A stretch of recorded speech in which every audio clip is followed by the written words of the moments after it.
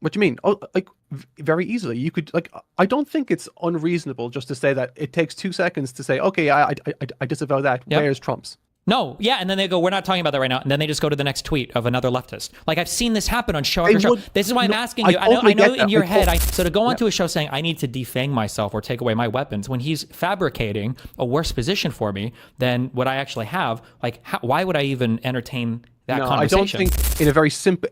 That's as simple as I can put it. I don't want I you to disagree. defang yourself. I want you to. I disagree. I disagree. Yeah. I feel like the game is the exact opposite of that. Hi, what's up, buddy? Hello, hello. Wait, Long your time YouTube no. name is totally not Mark? Yeah, that's me. Well, why is your Discord name totally is Mark? Be, What am I supposed to believe? every single. Well, I like to begin every single interaction with a lie. So, don't know where you're gonna. You don't know what you're gonna get from me. Okay. Sorry for the what was I gonna say, the sudden call, just because like I live in Ireland, so I have like very little time. But fuck it, we'll have a short conversation. First things first. The Unfuck America tour. Mhm. How's it going? Okay, I think. Yeah. Yeah. The only reason I wanted to call was, well, I was watching a clip from that, and some person who was, I think it might have been a Q&A section or something. I'm not sure of the format of the actual tour itself, but one guy came up and kind of sort of exploded on you. No, that's not uncommon, but sort of exploded on you on, like, in terms of rhetoric, and the talk of that is sort of a big hot button issue these days. And I'm just wondering, now I wanted to talk to you about this actually 1 year ago when I was on the Anything Else. With me and Dan, yeah. Yeah. It was, I think you had me on right after the Trump assassination attempt. Is that right? Was that August last year? I can't remember. But yeah, I wanted to ask you about your position when it came to like, because I remember way back when, or Mhm. not way back when, but a year or two ago, you had like a back and forth with Ben Shapiro, with Jordan Peterson, with a host of more bigger figures in the right wing and stuff. And I'm just wondering, you had an approach with them, and then you suddenly changed that approach. Now, obviously, this is a very a boring position to take. I don't agree with your shift away from that. I do in some ways, and I don't in other ways. But I'm just wondering, just on the outset, before I assume or get into anything, I'm just wondering, what's the goal with this sudden, well, not sudden, but change in approach to, because I don't think your politics have changed at all. Mhm. I just think the way you've approached conversations with people who disagree with you has radically shifted to a more aggressive tone. And I don't think that you're a kind of a person that does things without purpose. So I'm just wondering, from the outset, what's the motivation behind that change? So I think that there is I think that there's like a range of what I would call like acceptable beliefs. And I think that within the range of these acceptable beliefs, there's like plenty of room for a multitude of people to occupy different positions, and that we should have, some kind of like reasoned debate on these things. I think that for a long time, I'll say the left is definitely the right now, but at least in the circles that I ran in, like the left was kind of like unwilling to fight on a lot of these things because it felt like they kind of had some kind of position that was just More beyond. authority. Yeah, maybe, yeah. But like they had a position that like didn't need to be justified or didn't need to be rationalized, and so they would kind of forego any of those conversations with the right. So for a long time, I would kind of part of what I do. I mean, I've gone back and forth different things in my career depending on how I engage with people in terms of arguing about and then I think that there are beliefs that are outside of the range of acceptable beliefs, and I think that for these, I think that the way that you approach them is a bit different. And I feel like if you give too much ground while arguing these, I think you end up in a world where you are kind of sane washing them, and then you're not providing like a safe platform for people to feel sane when they're like abhorrently, or when they feel like these beliefs are abhorrent. Yeah. There's a sliding scale. You don't want to treat people who are insane with the same sort of kind of care and consideration you would with someone that has a reasonable approach. I totally get that. Yeah. I think it's more just like the approach that you took maybe a year and a half ago, I'm not sure of the time span, but you know the approach I'm talking about. The goal was to reach people who, like, you're obviously never going to reach people who are fully bought into MAGA, who are diehard, people who buy the alligator Alcatraz t-shirt merch, that kind of stuff. People like that aren't going to be reached necessarily. And I don't think you were under any illusion that you were going to reach those people. But I thought the approach that you were taking was to get people who were more in the middle, to present a left-leaning perspective that ran counter to the radical view that was pushed by people like Jordan Peterson, Tim Pool, Ben Shapiro. And obviously, from a viewer standpoint, I understood that particular stance you took and the approach you took. It made sense to me.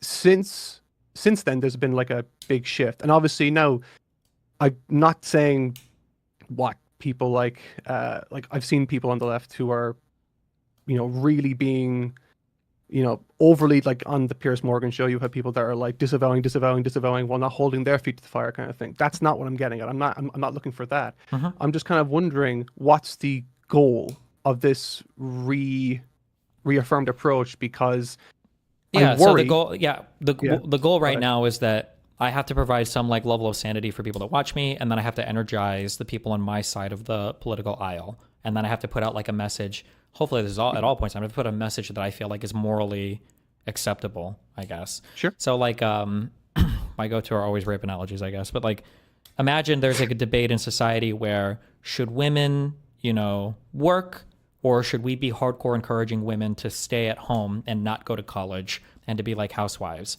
I think that falls within the range of acceptable differences of opinions or beliefs in the United States. If I was to show up to debate for somebody who's like, I think that we should be encouraging women to stay home and not go to school and not work, it's like, okay, well, we can argue about this. And I'm going to put forth my view, and I'm going to try not to jump down your throat. I understand where you're coming from, and I want to encourage your viewers to, you know, also listen to me, right? So that's like a thing that I would have that debate on.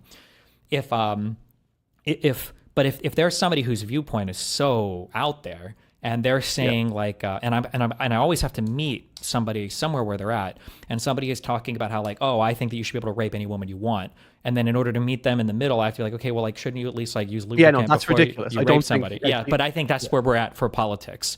So like my conversation with Ben Shapiro was me arguing that like before you rape a woman, shouldn't you at least lube up first? I think that's what to have him sit across from me or next to me and say that thing, I think the guardrails held, so we should elect Trump again. That is a oh no, it's a ridiculous position to have. Yeah, and to be clear, I just want to reiterate. Okay, not reiterate, but be clear. The candor you approached and what you talked about and how you talked about it with Ben Shapiro and Jordan Peterson, I thought those were not good conversations from you, and you could have afforded to go much harder on them. Okay. My issue is more nuanced than that, in that I think, so to borrow your rape analogy, sure. You can use an anime one if you want to. I'm sorry. I fucking hate anime. So like, okay, so imagine you have a conversation with someone who is expressing a very extreme point of view, and you're trying to express your own view. The answer isn't really to go in the middle, but to try to sort of have a response that doesn't justify their vilification, demonization of you. In terms of,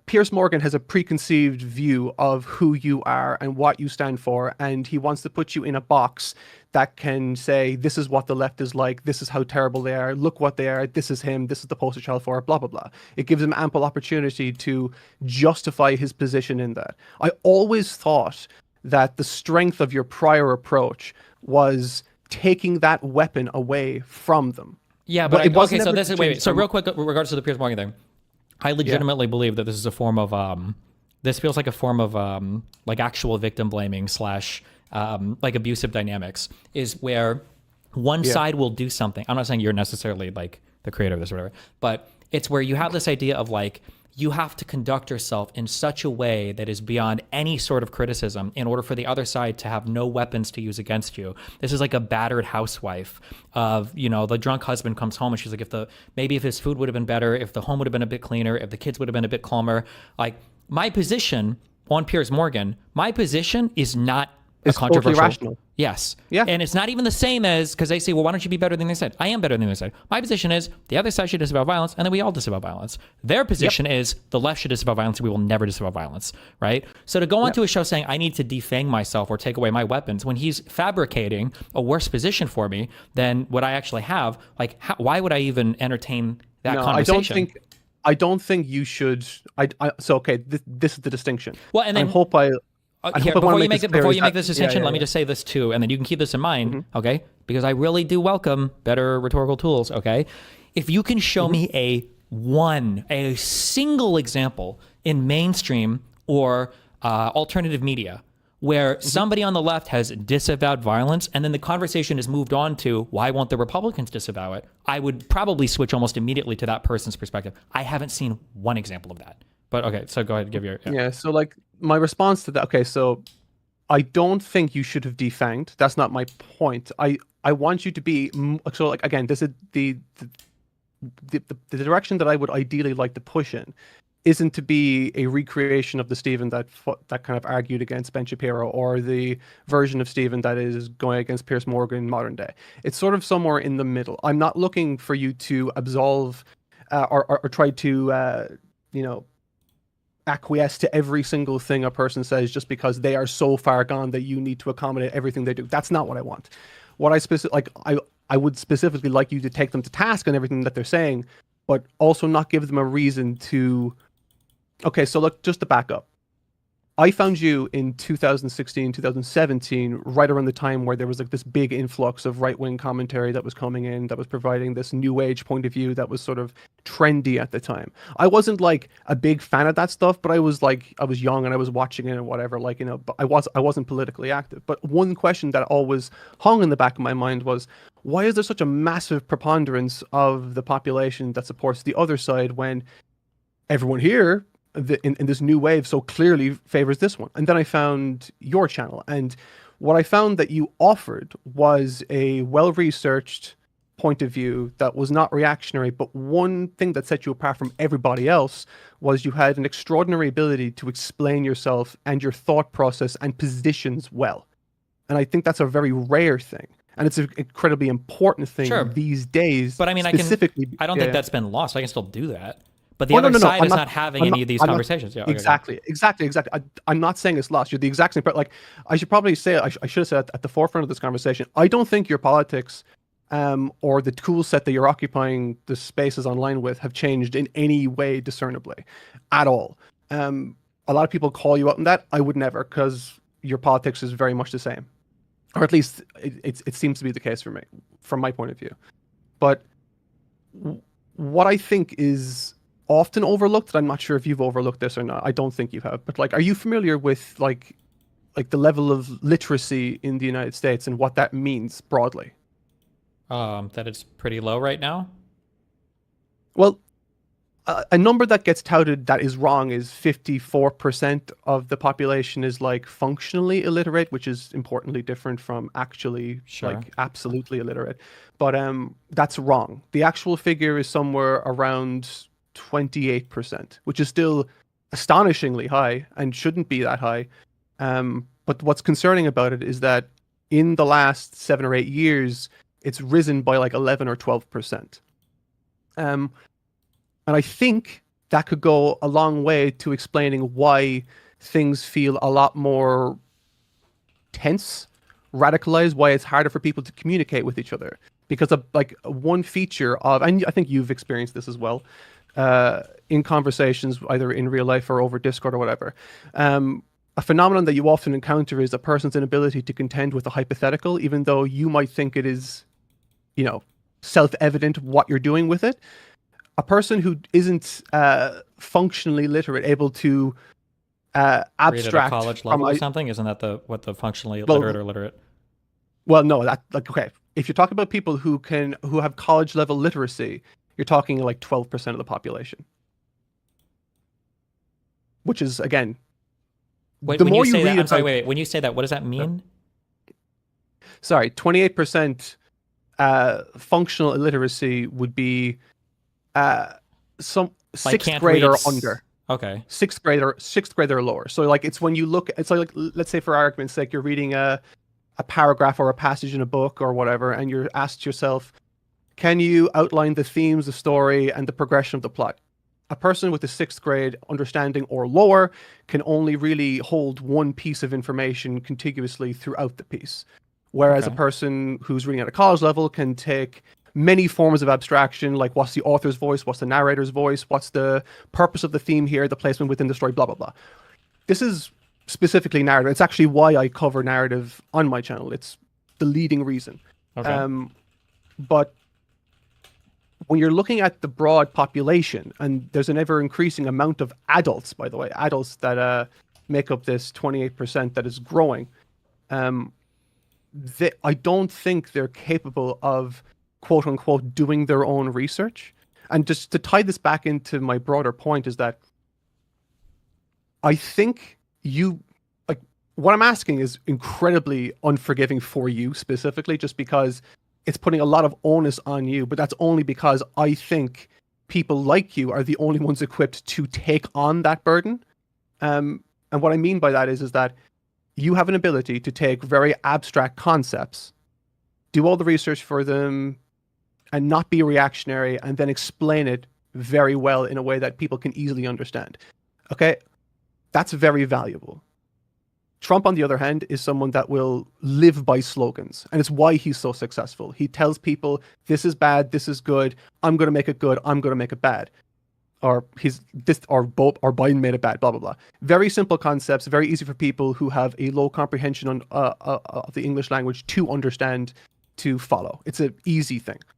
I think you can do that for the left, but the issue is that if you are embodying what they want you to be, I feel like that plays their game. In a very simple, that's as simple as I can put it. I disagree. I feel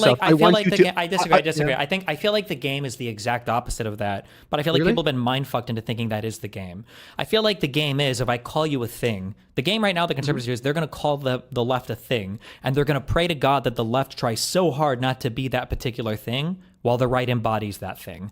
And they know that it's the more effective strategy. So the right will say things like the left wants to be like totalitarian in their approach to government or whatever. And then the left will do this thing where it's like, oh no, like Biden follows the Supreme Court. Oh no, we would never get rid of the filibuster. Oh no, we're not going to pack the Supreme Court. Oh no, we're not going to do these things. Sure. And then there's no points for that, right? Well, one of the best points that I think have ever come up was, I don't know if it was Tim Miller or somebody else that brought this up.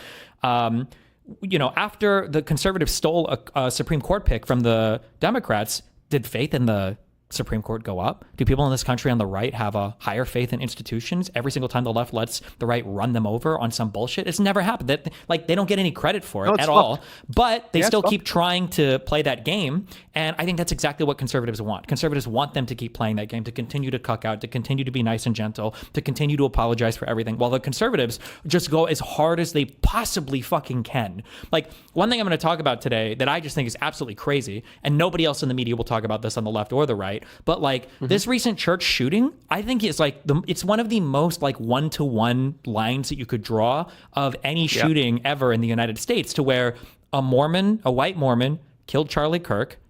The left all disavowed. Everybody on the left leadership, all the lawmakers disavowed. The right called for civil war. I saw a billion huge figures on Twitter, I think Megyn Kelly and others, saying things like, if your church hasn't talked about Charlie Kirk, you need to leave your church. You know, and now some crazy QAnon, ultra Trump or MAGA dude just went and shut up a fucking Mormon church. That's crazy. But nothing will be talked about on the media connecting any of these guys. I know. Yeah. That's fucked. That is so fucked. So I don't know why taking the more cucked position. I just don't understand. It just doesn't seem to work anywhere. I can't show me this working anywhere. That's all I want to see. And then I was with you. Yeah, go ahead.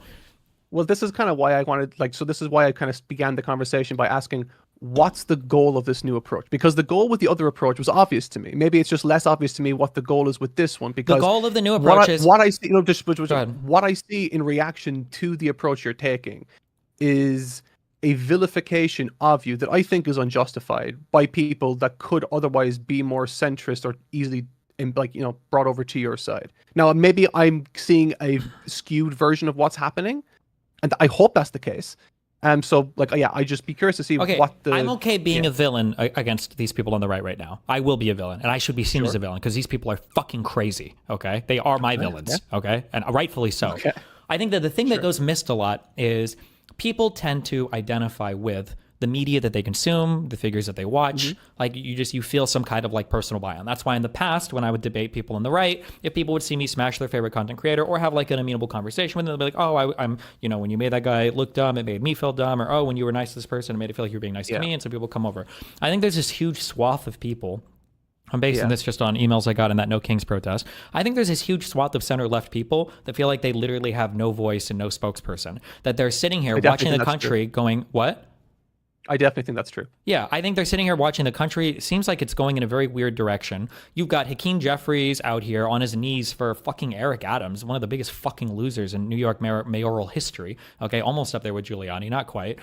You've got, Chuck Schumer is constantly, taking it up the ass for the Republicans in the Senate to do whatever they can to negotiate on all this bullshit related to the shutdown. Everybody in the center-left media, CNN, MSNBC, NBC, WAPO, New York Times, are all bending over to give the nicest, whatever, flattery interviews to everybody on the right. And then the right-wing media is a nonstop salvo of lies, of propaganda for the president, of working directly with the administration. It's crazy. And I feel like if I lived in a media environment right now where I felt like there were a lot more strong voices on the center left, I probably would still be doing kind of the softer, more like, well, let's have a conversation and talk approach. But I don't feel like there's almost anybody in media that makes me feel sane at the moment. So I'll fill that role right now. And it's also something I have a natural inclination to, is like screaming at people. No, I understand that. I understand there's like an element of indulgence to it as well, because it does feel good to sort of just have a bit of righteousness to go in that direction. I totally understand that. So just so like, I don't want to straw man this particular position that you have. So like, just is my understanding correct to say that you are doing this because you are embodying a voice that you don't think is there, that gives people in the center left a sense that there is someone there that makes me feel sane? Yes. And your fear is that if you're not that voice, that they will what? You just feel like crazy, so then you have to change. You either become a tanky for your fear is that they will change. Okay. Yeah, because like, I guess if my view isn't like shown anywhere in the media, I must be wrong, and then there's nobody that I can kind of like resonate with, and so then I guess I either go become an independent retard moderate voter, or I go far left and find somebody who's at least willing to speak up stronger for the things they believe in. Sure. I think there's like, do you not think that there's a way for you to be sort of not vindictive, but like rhetorically effective, while also being very harsh on these people, because it's so easy to be harsh on these people by being like, so okay. I saw something today that almost gave me whiplash because of how different it is to how things are handled today. So like, do you remember how the media used to cover shootings and all that and all that kind of stuff maybe 3, 4, 5 years ago? Sure. I don't know. I don't know what specifically what you're talking about, but go ahead. Oh, sorry, Ed. Like they wouldn't ever mention the shooter's name, their mission, anything they said. The whole idea being that the whole country was unified in saying, fuck these people, they don't deserve anything because they're psychotic murderers. Sure. That's so radically different now. And again, I think it's all feeding into this ecosystem that's really everywhere, where everyone's feeling like it's a team sport. And I think leaning in this direction sort of further cements one side versus another. Now, not to say that there shouldn't be two sides fighting against each other. As you said, the people who are on the MAGA side of things are really too far gone, and like they but they want it to be team sports. If you're not playing team sports and the other side is playing team sports, sure, what do? Do you ever play a game like Gauntlet Legends, or you don't play any games? Fuck, I don't know. Like sometimes you can play. I get the metaphor. You can play cooperative games where like one person is like fucking min-maxing and stealing every pickup or every drop for the entire party because he just wants to gear himself up, and then everyone else is like, "Fuck, yeah." Yeah. No, again, what I'm ultimately saying is that I think there's a huge preponderance of people a growing preponderance of people that are unable to think abstractly and critically simultaneously. And I think the approach that's being taken right now could be refined such that you don't just push back against the crazies on the right, but you can also create space for, those smaller, smaller followers that can would otherwise be picked up elsewhere. Like, one thing that I was sort of anticipating from your channel that never materialized was, do you remember that you had once upon a time a plan to create a video chronicling and presenting a full account of what happened on January 6th? Yeah, the legendary J6 video. Yeah. Right. But like, unironically, that would be such an incredible piece of media to have online for people. I understand. I want to do this, and I'm still like, I'm going back and forth on it with a script and a guy on it. But like, that's a video that I think would be nice to put out that chronicles things and kind of like helps people explain it better. That's not changing anybody's mind on the right. There are a billion videos like this. No, I'm not. Of a billion things that like for the moderate dipshit voter or for the person on the right, they're like, the resources are all out there for a trillion of these things. None of it has worked. Again, like, it's all abstract. It's all like multiple layers of things. Like there are like genuinely large preponderance of the population will not be able to contend with that information unless it's presented to them in one contiguous narrative. And then if they need, like, obviously you fill the description then with all the sources or whatever, right? But my mission here isn't to say, hey, you need to appeal to the right. Absolutely fucking not. To hell with those people. All right. I'm the far right now. I mean, all right. There are definitely people that are more moderate that I think you can be more palatable towards while also still standing your corner and fighting. Who and where? On what platform? Where would this work? Give me an example of this. How do you mean? I mean, I'm talking specifically. You could be on Pierce's platform. So, like on Pierce's platform, give me an example. So I should say, like, okay, I disavow the violence, guys. What do you think the conversation goes to after that? What do you mean? Oh, like, very easily. You could, like, I don't think it's unreasonable just to say that it takes 2 seconds to say, okay, I disavow that. Yep. Where's Trump's? No, yeah, and then they go, we're not talking about that right now, and then they just go to the next tweet of another leftist. Like, I've seen this happen on show after show. This is why I'm asking you. I know in your head, I know that you have like the fantasy. Everybody has this fantasy of where the conversation goes after. Then we have a nuanced discussion on why the right can't disavow violence. But on shows where other people have disavowed, it never goes there. Then they just go, well, what about these tweets? Well, what about this person on TikTok who said this? Well, what about the, this, like, Kamala said we need to fight in 2016. It never, and this is why I'm saying, if any of you guys, because I've heard the same criticism over and again, if any of you could show me like a single time in the mainstream media where after somebody disavows, then it goes to why won't Trump do it, then I would give this approach so much more credence. But right now, this just feels like the game that Republicans want you to play. That's all it feels. I totally get that, right? But if you're on a talk show and someone brings you in and say, hey, what about this? They aren't going to jump off of you after one sentence because you didn't give them the answer that they wanted. So what I'm saying is that by just nipping their initial pointed criticism in the bud, you can then unload and you have all this social currency to spend then. You'd have no social currency because then it'll go back to every quote. Fucking Andrew Wilson wanted to quote me on something that I'd said 2 years ago or something. Or somebody else will have quotes from other... Again, if this is true, just show me one time. I just want to see it happen one time. No, I'm not asking... So, okay. Are you saying this has never happened successfully, but you want me to be the very first person to deploy this successfully? Very first person I saw deploy arguments for the center left that made it seem reasonable during a time where no one was making that content. I feel like I'm not actually saying I'm not saying to change what you're doing radically. I'm just making the observation that there's an opportunity being missed by just a small tweak. I don't think you need to be any less combative at all. I'm just saying, why not just say, yeah, I disavow, and then fuck you, fuck you, fuck you, fuck you, fuck you. If I could just see that working ever, because then when I say the I disavow, first of all, I'm pretty sure on that Pierce episode I did. Working? What's stopping me from working is that they control the conversation and they get to talk about what they want to talk about. Pierce is in control of the show. On the episode that I was on, it was 4v1. And then after they if they extract my concession, then they'll go to the next thing of like, here's this tweeter, here's this thing that somebody said 4 years ago. That's what they did. I think on the very next episode they had on two guys, I think, or not the very next episode, but they had one with Tim Miller and another guy on. And it was just like, what about this? What about this? What about this? What about this? The conversation on any of these shows has never, ever, ever, ever, ever, after some Dem is disavowed or whatever, has never shifted to now I want what the Republicans do it. It just shifts. They just go to the next thing that they want to talk about. I understand that, right? And I guess what I'm saying comes off as naive because obviously I'm not privy to every inner working of your mind and every experience you've had. But I then think to myself, what's the alternative here? Because the approach you're taking feeds into exactly what they want to hear. It gives them their messaging. They've already got their messaging, though. I would rather fight on that point. I'd rather have an hour-long episode of them. But you can only control what you say. I'm not asking you to control what everyone else thinks or does with your information. Yeah, but me making that concession does nothing. So then we just go on to what other people say. Maybe it costs nothing. But it costs nothing. It does cost something. It removes me from the temporary crosshairs and it just lets them fixate on some other thing in the left. I'd rather be the one fighting on that point. Crosshairs then right? But yeah, what? So you don't think that you can find on the point, like I said, right? So let's say hypothetically, Pierce brings you into the conversation. He asks you, "Do you disavow this thing?" And you say, "Yeah," but like, what's he going to do? Cut you off and just say, "Yeah, you've had 13 seconds. You didn't give me what I wanted. Let's move on." No, they'll give you your time. But then, You'll if be able to say all the after things I you want disavow, to. then what happens afterwards? Then they just talk To about be clear, Yeah. like, I hate what Cenk is doing. That is not what I'm asking you to do at all. At all. You can do exactly as you're doing right now. I'm just saying, why bother give them anything?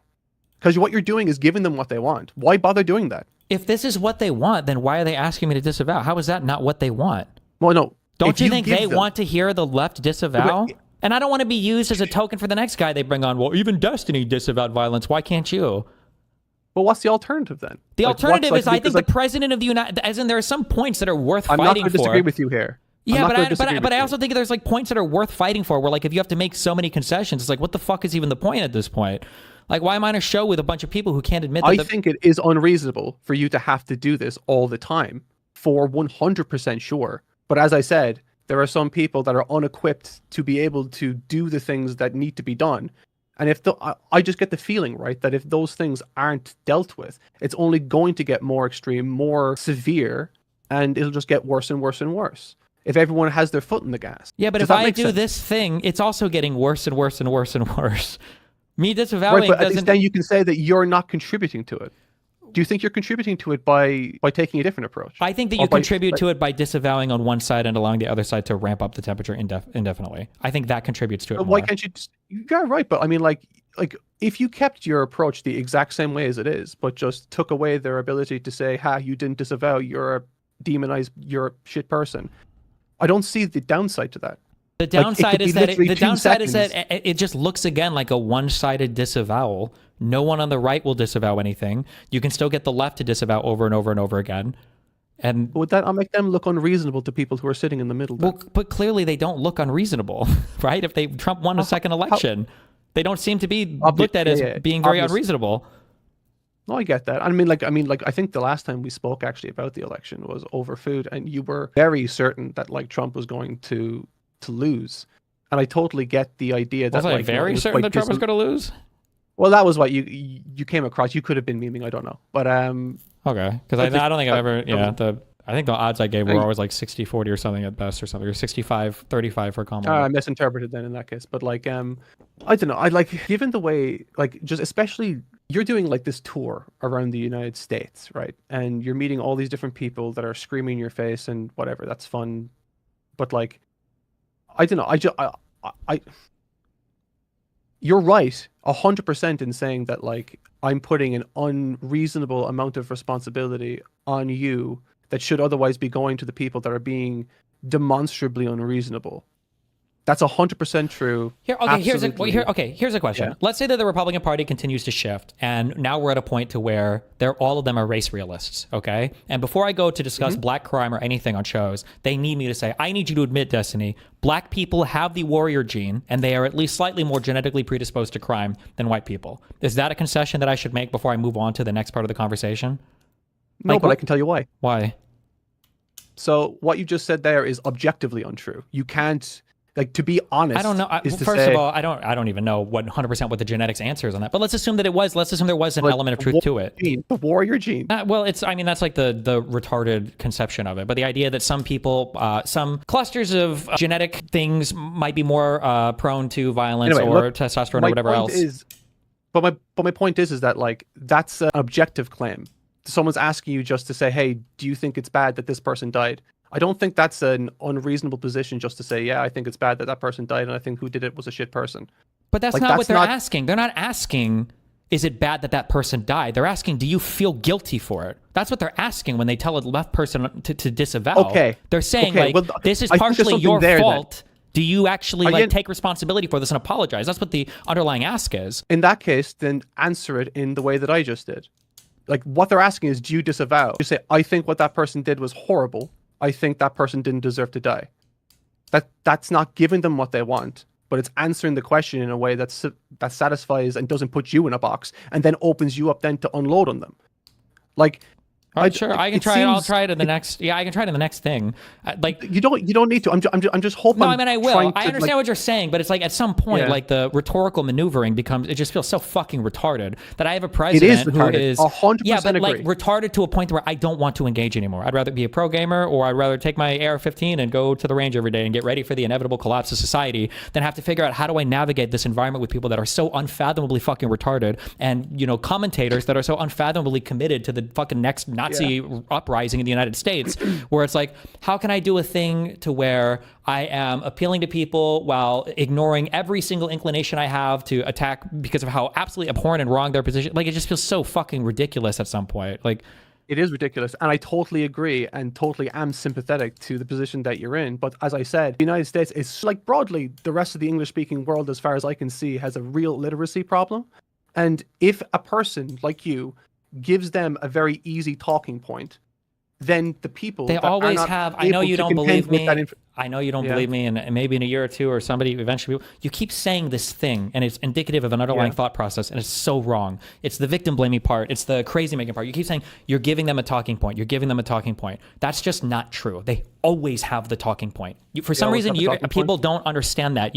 Nobody else seems to understand this. They will always have the talking point because they will always go to social media to find it. You seem to think that it's just, and I don't know how much longer it's going to be until maybe every single left-leaning person in the country is just fucking hung or hanged, that where people are like, oh shit, maybe they'll always have a talking point. Maybe it wasn't just, we weren't just one disavowal away before we hit, the gem vein in the underground fucking mine shaft. They will always have the talking about. Did you not see the Ben Shapiro Ezra Klein thing where Ben Shapiro was talking about how Ben Shapiro was saying Obama radicalized Republicans because he said Trayvon Martin looks like a black person, and so black people felt like he could have been one of them, and that the Harvard police or the Columbia police or whatever acted stupidly when they arrested Henry Gates, the black man in his own home who was a Harvard professor, because they got a call that was a complaint. That was enough to radicalize people on the right, and for you and other people to sit and say like, man, I wish Obama would have just been a little bit more careful with his speech there. Have you heard Obama speak compared to Trump? It's fucking insane. Oh no.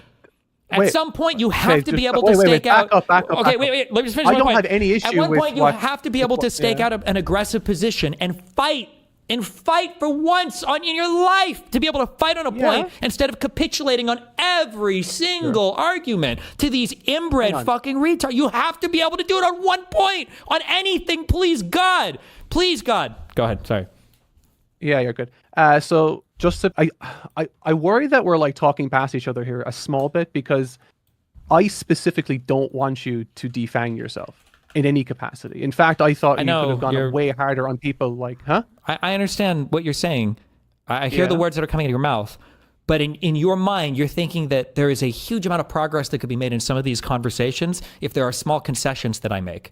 And what I'm telling you is but like you said specifically that like they have what they want all the time. Yes. Right. Okay. Perfect. Let that be the anchor point for where we pivot to right now, because there might be some that I'm misinterpreting then. So like when they ask you to disavow X, Y, and Z, why are they asking that question if they already have it? Because they're just far more of it, basically. But the goal is then to bring figures on to show. But does that give you an opportunity, Jen? But if you don't give them what they want, immediately then pivot to. But that is why this is a fuck situation. Then like I don't understand what I'm asking isn't you to change any element of your argumentation. It's literally just to shoehorn in as disingenuously as you want something that can just say, yeah, I did this thing that you want me to do, but look here, look how shit everyone else is who aren't doing this. That gives you a bigger it's so like the levels of abstraction from that moment are so easy to understand. I just feel like by not doing that one tiny little change, why do you think you're hamstringing yourself? Why do you think the right never thinks about any of this? So you're asking me to take this the most insanely nuanced position on how to approach this. Meanwhile, on the right, the Epstein files are fucking buried. Tylenol is illegal for fucking pregnant women. Vaccines have been like rolled back as much as possible. Universities have come under attack in a multitude of ways. Visas are being restricted because people are saying bad things about Israelis. Funding is being pulled because they've got DEI. Professors' curriculum is starting to be dictated by. Like, at no point in any of these things do conservatives ever have the feeling of, well, maybe I should just give a little here so I'm not a target for them. They paint a bigger and bigger and bigger target. Sometimes they'll even paint a bigger target than other conservatives have painted. You know, Erica Kirk, you know, was like, oh, I forgive my enemies. Trump could have gone on afterwards and built on that, and he didn't. Stupid. Trump said, Trump did the equivalent of me going on Piers Morgan and saying, you know what? Not only do I not disavow, I'm glad Charlie died. That was the equivalent of what Trump did. So why the massively different standard if their mode of operation seems to be so fucking effective? One thing that I want to probably hammer home on, just so that we're on the same page, is that my goal with this conversation isn't to victim blame, though I can totally understand why you... Nobody's goal is to victim blame. That's how victim blame works. It just happens accidentally. Well, I mean, some people's are, but whatever. What my idea is just basically to make you a more effective and annoying weapon against them. That's literally what it is. Yeah, I understand, but I don't think it's effective or annoying. It's exactly what they want. Like when somebody... Why would that be exactly what they want? Because it's literally what they're asking for. You said that what they want is... Just back up. Maybe I misinterpreted. You said that exactly what they want is for people like you to disavow. Yes. And so they can clip you. But you've also said that what they want is for people like you not to disavow.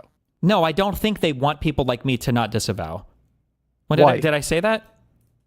But like, why wouldn't they want you that? Because that would be because you're embodying then exactly what they are claiming the left is. Yes, because they want it. But what the left is what they show their audience, which is what they want the left to be. So they'll find whatever they can on Twitter to justify this particular position. But my position is not. Why is you being that person that they can point to better? I don't think I am that. No, hold on. Find. What the randos that they find online are not people who are saying, I don't disavow any violence, I'm glad. I'm sorry, they're not finding people who are saying, like, I'll disavow violence once Donald Trump does. The randos that they're finding online are people who are, like, celebrating his fucking death. Yeah, celebrating, Yeah, I don't think I'm going on the show and being like, I'm glad Charlie Kirk died. Haha, that would be a very Republican thing to do, by the way, and they would all defend themselves for doing it. What I'm just saying is that, like, I think that it should be both sides, and I'm not going to do it until the other side does it. I think that if I was doing exactly what they wanted to, I don't know if they would be making such a fucking big deal about it. I feel like the reason why people get so fucking triggered on the Republican side is because they're seeing me take the position of, I think that the other side needs to disavow first. And I think that actually triggers the fuck out of them. Nobody's saying like, oh no, Destiny disavowed. Like our position is so much weaker now. Like if that was the case, Republicans wouldn't be able to do this because Democrats have been disavowing for 12 years. Hang on. Look, I think the issue is that like, I think what they want, I think I'm understanding maybe your point of view a little bit better, but I think there's still the distinction that can be made that could very easily improve your rhetorical effectiveness. I'm fucking sick of using the word rhetoric and rhetorical, by the way. They want someone to point to and say, this person does this and they're on the left, but they stand in direct contrast to all the crazies that are on their side, blah, blah, blah, right? Why not just have it be a very small soundbite and then just use your time then to point to everything that the right does? I just like, it just doesn't, I don't know. Like it to me, that isn't a concession. Because if I give them that soundbite, then that episode and nothing I say there is sound bitten. Nobody cares. It just moves on to the next thing. If I'm willing to fight on the point, then that becomes a soundbite, and then it might try to make me sound crazy or whatever. But then I would rather have that conversation of Destiny says that it's crazy for the left not to disavow unless the right disavows first. I'm okay with that conversation, and I think every person on the left should be having that conversation.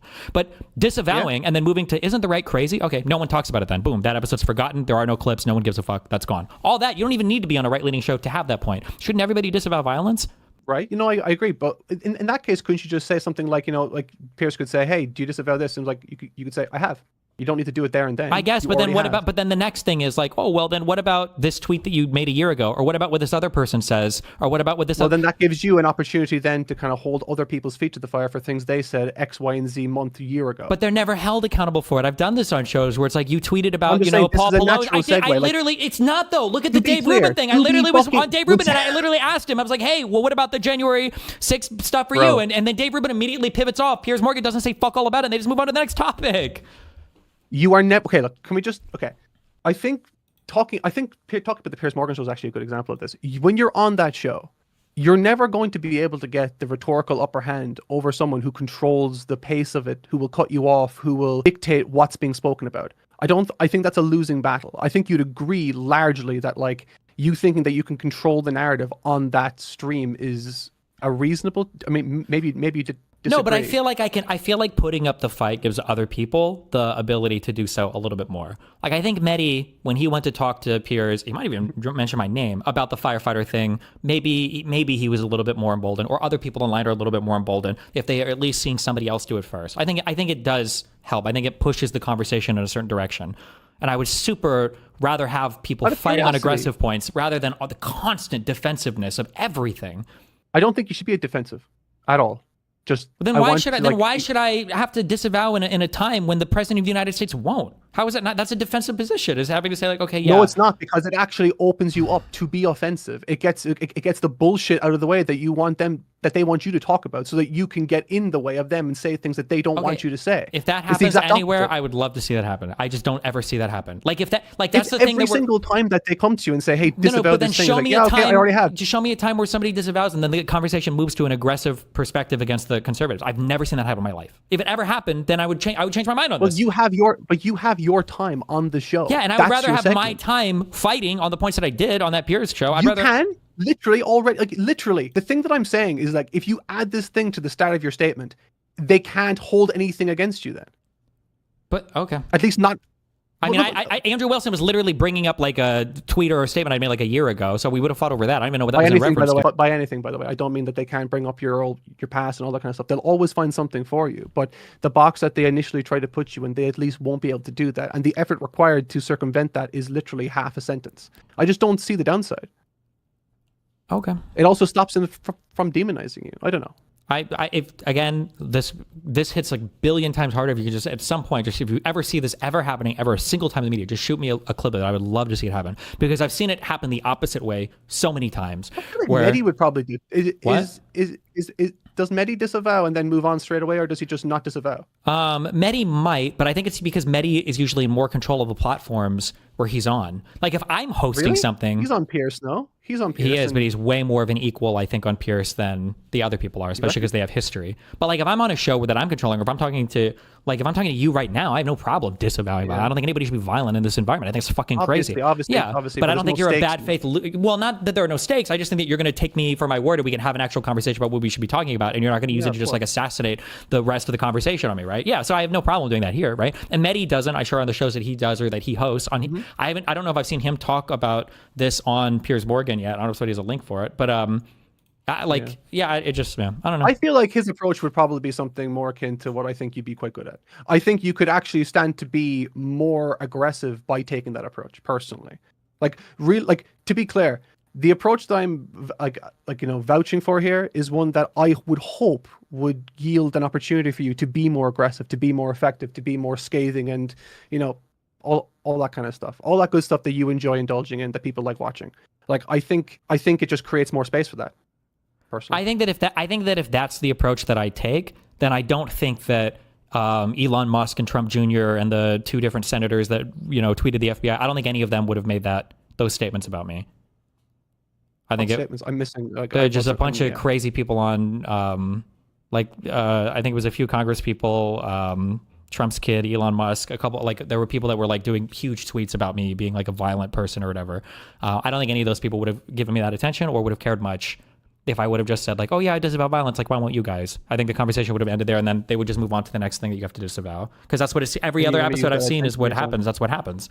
Are you saying that you got the attention that you've gotten because you've been Yeah, I think so. I would say so. Intentionally inflammatory. No, because that's a retarded way of conceptualizing it. It's not intentionally inflammatory. I'm just asking. I'm not actually. No, I know, but my point is correct. It's a correct point. You're asking me to move off of a correct point to be more rhetorically effective. I don't mind taking a lot of heat for an inflammatory statement that is correct. The correct point is that the president of the United States should lead with disavowing violence. It's not even a controversial point in a country where people's brains are. Okay, so maybe we don't agree then. So I don't think you need to abandon that point. I think the point that you're making remains the same. It's just if the president is unwilling to disavow violence, then the opposing party should not disavow violence. That's my point. I don't know if you agree or disagree with that, but I think that's a fully reasonable point. I think it's insane that I even have to say this statement, because in the past, this is just not a thing that you would ever think about, because the idea that the president of the United States wouldn't be telling everybody in the U.S. to calm the fuck down is just inconceivable. But that's where we're at. So, I mean, and I think that's where we should be at. And again, you can see the difference. This also goes along with my statement that everybody got ass pay and I guess YouTube demonetized before, that conservatives should have more fear about a violent society. Right now, they seem fearless. It seems like they're inviting civil war, or they're inviting political assassination, or they're inviting this type of violence. I just don't think that, like, I don't think it serves you well to go to that level. Okay, I think that's where because what they're doing is bad. Why would you try to do the same as it? But it's not the same thing. There's a difference. Okay. No, stop. Because I know you can try to clarify your sentences, but the way that they come out, I know what is happening in your mind, right? When you say it's the same thing, you think that me and Trump are making the same statements, but we're not. Donald Trump is saying the enemy are the Democrats and they are evil. And I'm saying, and Trump is saying that when this is almost, it's not a verbatim quote, but off that Fox and Friends thing, he's saying that when the radical left commits violence, it's like terrorism. When the radical right does it, it's because they're tired of the terrorism, right? My statements are not anything even remotely similar. My statement is the president of the United States should disavow all violence. And then once he does, I'll disavow all violence. I want to, okay? I don't want to get killed at some fucking event. That's lame as fuck. It's not the same as the president. Yeah, but it's not the same as the president. Our positions aren't even remotely the same here. Yeah, no, I agree. Maybe I've misinterpreted it at some point, but like that seems reasonable. Like I definitely think that, like, obviously you want to hold the president's feet to the fire, and anyone that isn't is doing the wrong thing. Maybe there's a way of answering the question that they bring to you, because like I can't get past the initial implication of you not disavowing, because I just think that like it's not something that I personally care about. I know you disavow this shit. That's not something that I'm trying to kind of like, please disavow it. Well, I'm curious. And do you think that nuclear war is bad? Of course. Would you support the United States unilaterally, like, disarming all of their nuclear warheads? Nope. Why? Isn't that like? Wait, sorry. I thought you were saying something else. Sorry. Well, it depends on if everyone else does. Yes. So what's the difference between what you just said there and what I'm saying? Like, I don't think the statement that you made was that radical. I think it was a totally understandable and a totally reasonable statement. Yeah, you're not going to disassemble all your nuclear warheads. If Russia doesn't, everybody else doesn't first. Right, but if someone's asked, like, yes, but if someone's positioning you, like, realistically, obviously you know this, when you're put into position by Piers Morgan and he gives you a very loaded question, he's looking for something specific. Just don't give it to him. But also take the heat off of yourself and then point as much fucking heat and shit to the person who needs that shit pushed at him. Realistically. I don't know. I get where you're coming from, and I agree. I agree that the situation you're in is ridiculous, but you can only control what you can control. And I don't know. I think you can afford to not change anything regarding what you're saying versus... I mean, even on that Pierce show, I'm pretty sure I said twice that, like, political violence is not acceptable. I'm pretty sure I said that twice, but they wanted, like, a more specific statement on, I think, Charlie Kirk or something. Sure. I didn't watch that. I'm just assuming based on like a couple of clips that I saw. But sure. I just think the noteworthy things are, one, I think the left needs to be able to fight more on things, and two, you will never ever find the right trying to take these positions of like strategic disavowal or whatever. You'll never ever see them take these positions, and it seems like they are dominating the media landscape and the rhetoric landscape. Well, okay, yeah, that's the point. I just think this would make you more effective. Okay, that's all. I'll keep it in mind. Okay. Yeah, I don't mean like maybe I'm like, I don't know, naive. I don't know, but like it's just so strange that like it's gotten to a point where when you want to be the adult in the room, that's seen as a weakness. That's not being the adult in the room, though. Unilaterally disavowing things is being the child who thinks that an author is guiding the story to the correct end.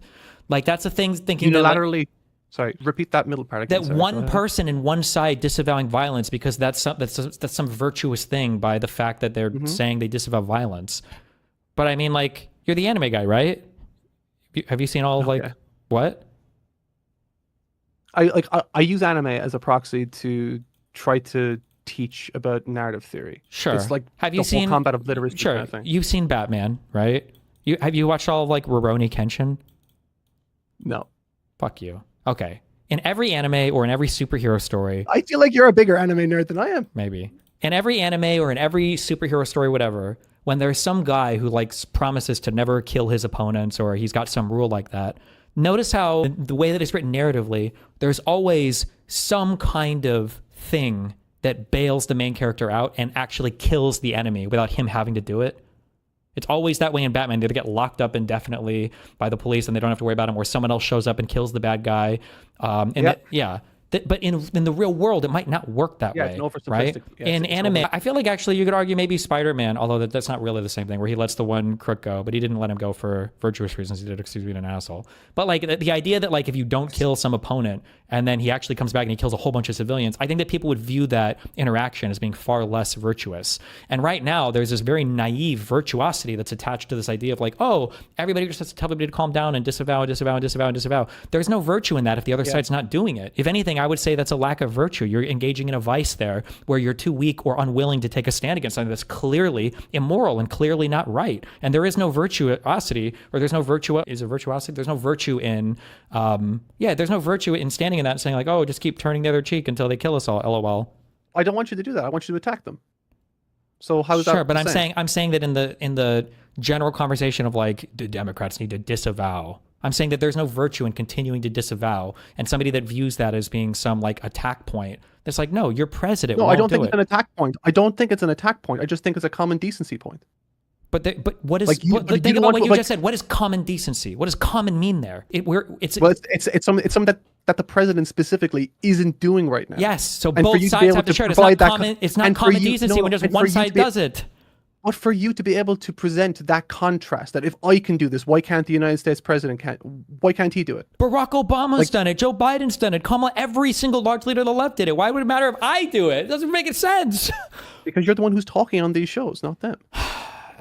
I think if they cared about that, I think that they would look to all of the leadership doing it. And if they cared about that, then their own side would be doing it. They don't care about that. That doesn't mean anything to them. Because if it did, they would be demanding from their own side. Okay, look, dude. Yeah. I'm not saying spend 10 minutes just deep throating whoever's talking to you and giving them everything that they want. That's not what I'm looking for. I'm just saying, hey, look, I disavow, but fuck him for doing this. Fuck him for doing this. Like it. You don't think that we would be having the same conversation if I disavowed, and then the next question from peers was, well, this tweet got 452,000 likes, and then this. If you and me would have the same conversation. No. If you and me were having the conversation we're having now, okay? Let's say Pierce, let's say I disavowed a meeting. Let's say, well, why won't the Republicans do this? And then Pierce said, well, but Destiny, well, what about when this guy tweet here and he gets 100,000 likes? Isn't this bad that the Democrats are celebrating this, that the liberals on the media are celebrating this? And if at that point, I were to go, no, I'm not going to speak for them or disavow what they're saying. The president should disavow. That would be the next fight point for the whole show. And then I feel like you would be coming on here saying, why don't you just say that tweet is unacceptable, just like you said in your own statement that violence is unacceptable? Why wouldn't you just say that? You don't think so? I think it would be this exact same conversation. So here's the thing, right? Before this conversation, I did actually ask myself that question because I did want to figure out where's the line, because obviously I'm aware that there's a sliding scale there, and like I'm very aware of like them being unreasonable people to talk to. I totally get that. And so yeah, I would draw the line there. You've done what you needed to do. You don't need to bend the knee anymore. You're not. I don't even think it's bending the knee to them. It's just doing what people should be doing. And yeah, I definitely wouldn't be asking for you to do anything more than that. Genuinely speaking, that's yeah. Okay. Well, if you see any examples of working in the future, shoot it to me, and I'll try to incorporate this. I get the feeling that Mehdi would probably employ a similar strategy where he would just get the fucking shit, boring stuff done out of the way in like a quarter of a second, and then just bulldoze them straight away. Yeah, but then the question is, I want to see it take away the talking point, not him trying to bulldoze and then them ignoring him. Taking away a talking point. That talking point being, you are a bad person. Okay. That's the talking point. You take away that one, they can move away to the next thing. You can't control that, but the one thing that you can control is this one thing here. It gives more credence to what you're saying in the moment as well to people watching, if they're watching the entire thing. Okay. I think show it to me. I would love to see it, and I'll keep this in mind for my next few conversations, okay? Maybe I'll try it. Just so I can say I told you so, okay? I mean, like, I don't know what you're, I don't think there would be a massive change in how they react to you. I don't think there would be any change, in fact, in how they would react to you. Well, the massive change is they're really mad about what I'm saying right now, which I'm okay with, because I think my point is correct.